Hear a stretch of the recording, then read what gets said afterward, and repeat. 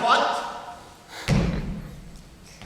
à gauche, en arrière, en avant, tournez. Oh, oh, oh. Ben voilà ton raisonnement qui est le décassé. Morbleu, je suis bien sûr de vouloir m'amuser à raisonner avec vous. Mais tout en raisonnant, je crois que nous nous sommes égarés. Croyez ce que vous voudrez, il m'importe bien que vous soyez damnés. Appelle un peu l'homme, voilà là-bas, pour lui demander le chemin.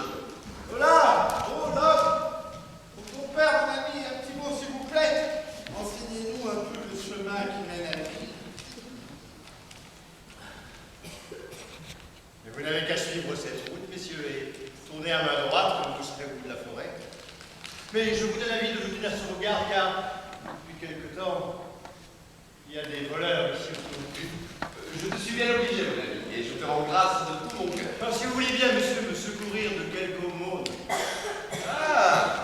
Ton avis est intéressé à ce que je vois. Bon, je suis un pauvre homme, monsieur, retiré tout seul dans ce bois depuis plus de 10 ans.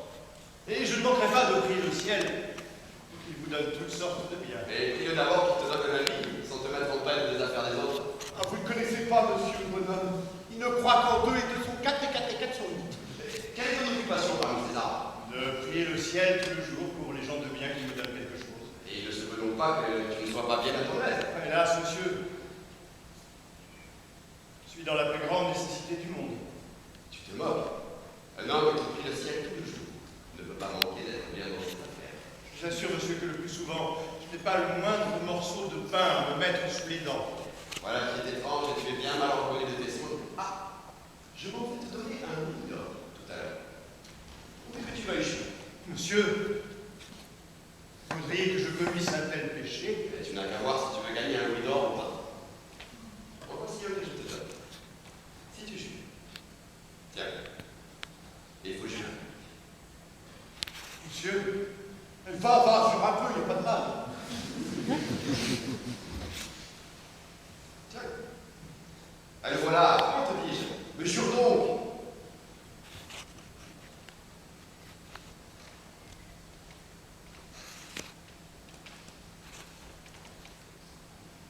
non, monsieur, j'aime mieux mourir de faim.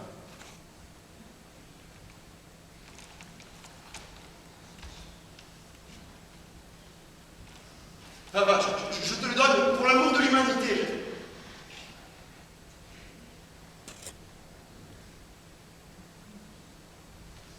Mais quoi, ça va? Un homme a fini parfois l'autre. La partie est trop inégale. Je ne dois pas souffrir cette lâcheté. Oh, vous êtes un frère enragé d'aller se présenter à un péril qui ne le cherche pas. Mais ma foi, le secours a servi et les deux ont fait fuir les trois.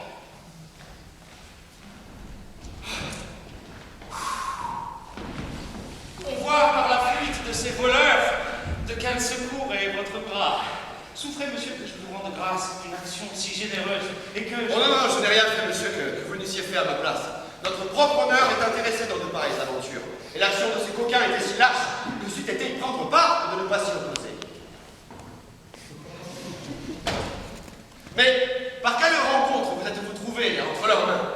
Nous nous voyons obligés, mes frères et moi, à tenir la campagne pour une de ces fâcheuses affaires qui réduisent les gentilshommes à se sacrifier, eux et leurs familles, à la sévérité de leur honneur. Et comme je m'étais par hasard égaré de tous ceux de notre suite et que je cherchais à les rejoindre, j'ai fait rencontre de ces voleurs.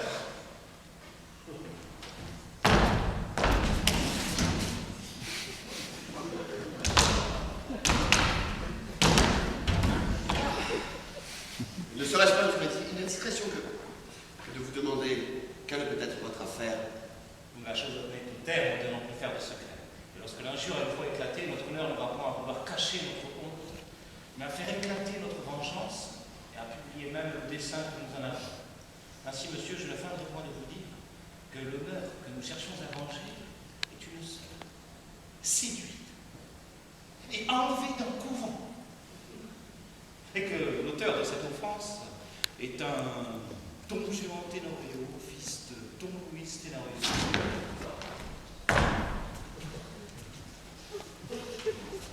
Le connaissez-vous, monsieur, ce Don Juan dont vous parlez? Non, quant à moi, je ne l'ai jamais vu, mais la renommée n'en dit pas force bien. Et c'est un homme dont la... Alors, arrêtez, monsieur, s'il vous plaît. Ce serait à moi une espèce de lâcheté que d'en ouïr dire du mal. Pour l'amour de vous, monsieur, je n'en dirai rien du tout. Mais enfin, quelque ami que vous lui soyez, j'ose espérer que vous n'approuverez pas son action et ne trouverez pas étrange que nous cherchions d'en prendre la vengeance. Mais au contraire, je vais vous y servir et vous épargner les soins inutiles. Je suis ami de Don Juan, je ne peux pas m'en empêcher. Il n'est pas raisonnable qu'il offense impunément des gentilshommes, et je m'engage à vous faire faire raison par lui. De quelle raison peut-on faire ces sortes d'injures? Toutes celles que votre honneur peut souhaiter. Et sans vous donner la peine de chercher Don Juan davantage, je m'engage à le faire trouver au lieu que vous voudrez, et quand il vous plaira. Cet espoir est bien doux, monsieur, à des cœurs offensés. Mais après ce que je vous dois, ça me serait une trop sensible douleur que vous fussiez de la partie. Je suis si attaché à Don Juan qu'il ne saurait se battre que je ne me batte aussi. Mais enfin, j'en réponds comme de moi-même. Et vous n'avez qu'à dire où vous voulez qu'il paraisse et vous donne satisfaction. Que ma destinée est cruelle. Faut-il que je vous doive la vie et que Don Juan soit de vos ennemis? Ciel, que voyez-vous quoi, mon frère? Vous avec notre ennemi mortel? Notre ennemi mortel. Oui, Notre ennemi mortel? Oui, je suis Don Juan, moi-même. Mais l'avantage du nombre ne m'obligera pas à vouloir déguiser mon nom. Ah, traître! Il faut que tu clarifies. Arrêtez, mon frère! Je lui suis redevable de la vie. Et sans le secours de son bras, j'aurais été tué par des voleurs que j'ai trouvés. Et voulez-vous que cette considération empêche notre vengeance? Tous les services que nous rend une main ennemie ne sont d'aucun mérite pour engager notre âme. S'il faut mesurer l'obligation à l'injure, votre reconnaissance, mon frère, est ici ridicule. Oui, ridicule. Je sais la différence, mon frère, qu'un gentilhomme doit toujours mettre entre l'un et l'autre. Et la reconnaissance de l'obligation n'efface pas en moi le ressentiment de l'injure.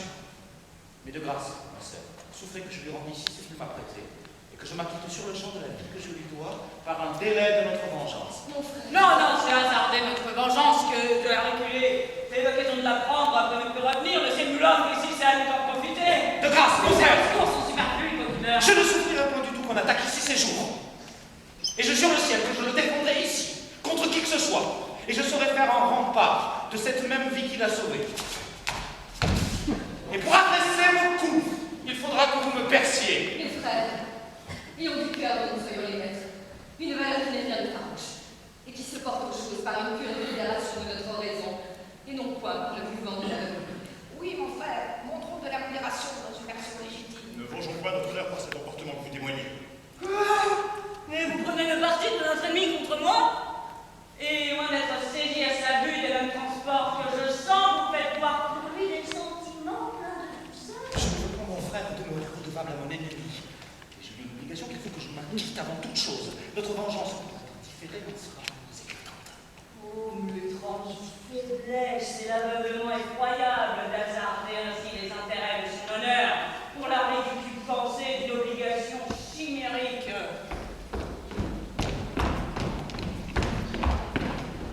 Don Juan, vous m'avez donné parole de me faire raison par Don Juan. Songez à me la faire, je vous prie. Et vous vous souvenez que hors d'ici, je ne dois plus qu'à mon honneur.